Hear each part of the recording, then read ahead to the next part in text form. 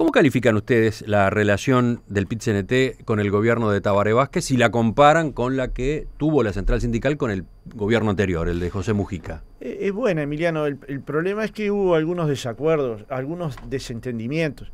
Yo creo que algunos gobernantes van a tener que acostumbrarse, como yo creo que estuvo acostumbrado el primer gobierno de Vázquez y el gobierno Mujica, que va a haber diferencias con el movimiento sindical y que la van a tener que administrar. Digamos, este es un problema que hay que entender. Nosotros tenemos un programa propio que en algunos puntos coincide con el programa de la fuerza que ganó el gobierno y en otros no. Y donde no coincide, va a haber diferencias. Nosotros tuvimos un primer relacionamiento con el gobierno de Vázquez muy bueno, de muy buena calidad.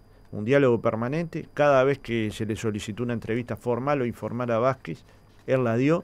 Algunas fueron públicas y otras nunca fueron públicas, pero no hubo menor nivel de relacionamiento que con el gobierno de Mujica. Esto es una mala interpretación del vínculo que hubo en el primer gobierno. En el gobierno de Mujica fueron más públicas, hubo un relacionamiento vinculado a su casa, incluso como vos planteabas, a la chacra y al estilo de Mujica, y también funcionó. Es decir, estos dos mecanismos de relacionamiento funcionaron.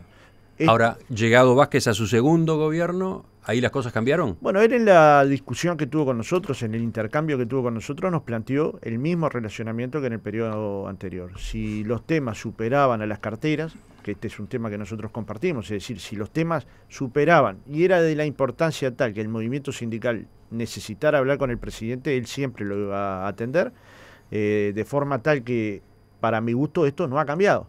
Y también es verdad que nosotros hemos tenido reuniones en este último tiempo con el ministro de Economía, con el ministro de Trabajo, con el ministro de Salud, con el ministro de Vivienda, con el director de la OPP en varias oportunidades por el tema Fondes, y en algunos temas se ha avanzado sustancialmente, por ejemplo en el tema Fondes. Pero, por ejemplo, ya que menciona el caso Fondes, me llamó la atención, a raíz de las discrepancias que se están dando entre el PIT-CNT y el gobierno sobre el proyecto de ley del Fondes, unas declaraciones que leí de Milton Castellanos. En Búsqueda dijo que él vislumbra un cambio en la concepción de la democracia por parte del nuevo gobierno. Agregó, la izquierda, desde su origen, siempre hizo énfasis en la importancia de la democracia participativa, donde los actores de la sociedad jueguen, se expresen, participen, opinen e incluso tengan responsabilidades.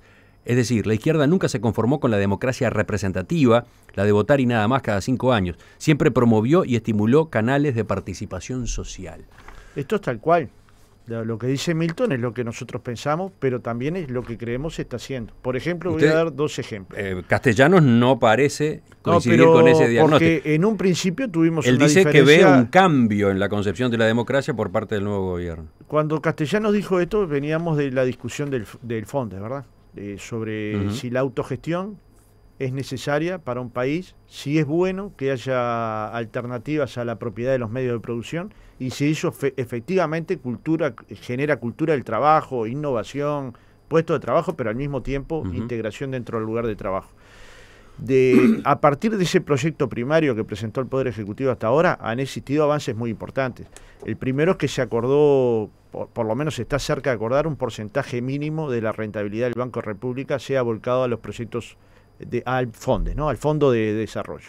En segundo lugar, que la mitad de esos recursos vayan a empresas autogestionadas. Estos son 2 avances importantes. Y al mismo tiempo que la decisión del otorgamiento de fondos para cada proyecto autogestionario esté en manos de un directorio conformado con 5 miembros, con 2 de representación social, 1 de los trabajadores y 1 de los cooperativistas. De forma tal que desde aquel momento que expresó Milton hasta acá, en el tema de Fondes se ha mejorado la propuesta. Yo diría que se ha negociado realmente, porque nuestra propuesta máxima no fue alcanzada y tampoco la propuesta que había hecho el gobierno. De eso se trata la negociación. Si cada uno quedara clavado en la propuesta inicial, las negociaciones serían por mail, ¿no? La presencia es buscar un equilibrio donde todas las partes salgan satisfechas. Ahora quedan algunos aspectos para resolver. Pero hace pocos días se dio otro roce con esas declaraciones del vicepresidente Raúl Sendic, ¿no? Cuando dijo que sobre el proyecto de cambios en el IRPF se iba a tener una reunión con el PIT-CNT, pero por cortesía, porque el proyecto enviado por el Poder Ejecutivo es el que va a salir, es el que se va a votar en el Senado, es el que puede financiarse, etcétera. Bueno, acá, Emiliano, no estamos ante el tema más importante que tiene el movimiento sindical, ¿verdad?